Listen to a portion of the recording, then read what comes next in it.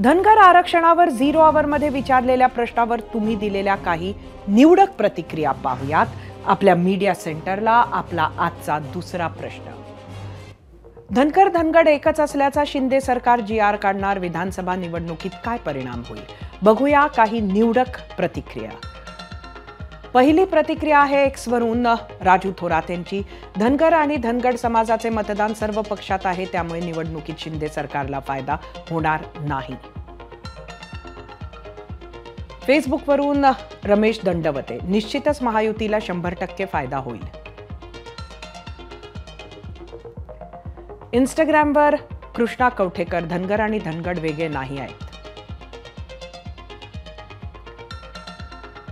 इंस्टाग्रामवरूनच गुरु Mokashi, supreme कोर्टानं किती वेळा सांगितलं आहे की या दोन्ही जाती वेगळ्या आहेत, तरी जाणून बुजून यांना आदिवासी करायचा जी.आर. काढणार तर तोटाच होणार ना.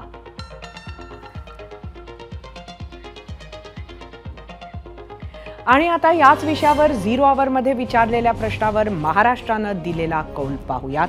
परत एकदा जे उशिरा आले त्यांच्यासाठी आजचा आपला हा दुसरा प्रश्न.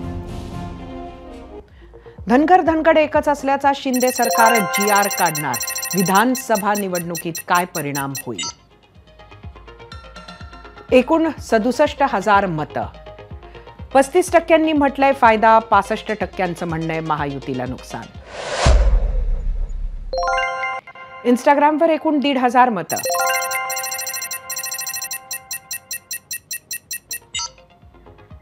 %61 म्हणणंय महायुतीला फायदा, 39% म्हणतात नुकसान.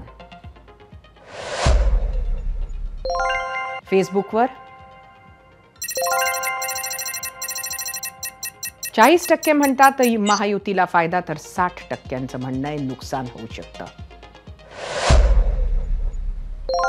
एक्सचा कौल.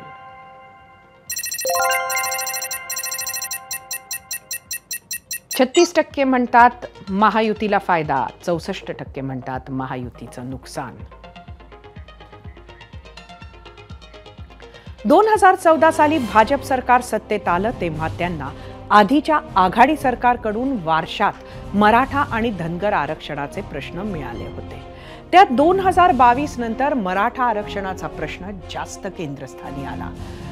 मात्र दुसरीकडे धनगर समाज, धनगर नेते आणि आंदोलकांनी सामंजस्याची भूमिका घेत फार आक्रमक न होता चर्चेतून हा प्रश्न सोडवण्यासाठी प्रयत्न सुरू ठेवले.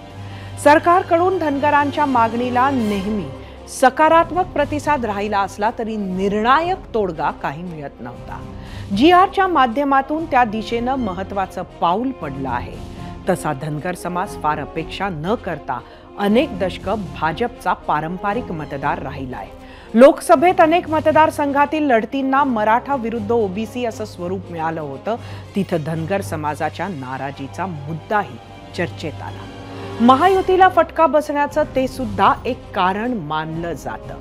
त्यामुळे विधानसभेच्या निवडणुकीआधी संख्येनं टॉप 5 मध्ये असलेला हा समाज दुखावणार नाही यासाठी सरकार प्रयत्न करताना दिसते. यानंतर चेंडू केंद्राच्या कोर्टात जाईल. तिथे संसदेत धनगर आरक्षणासाठीचे आवश्यक बदल मान्य करून घ्यावे लागणार आहेत. आज राजकीय सोय म्हणून जी.आर. काढला जात असला तरी उद्या कायदेशीर पेच प्रसंगात वेळ प्रसंगी सुप्रीम कोर्टात अशा आरक्षणाचा निर्णय टिकवणे हे अग्निदिव्य सरकार समोर असणार आहे. एबीपी माझा, उघडा डोळे बघा नीट.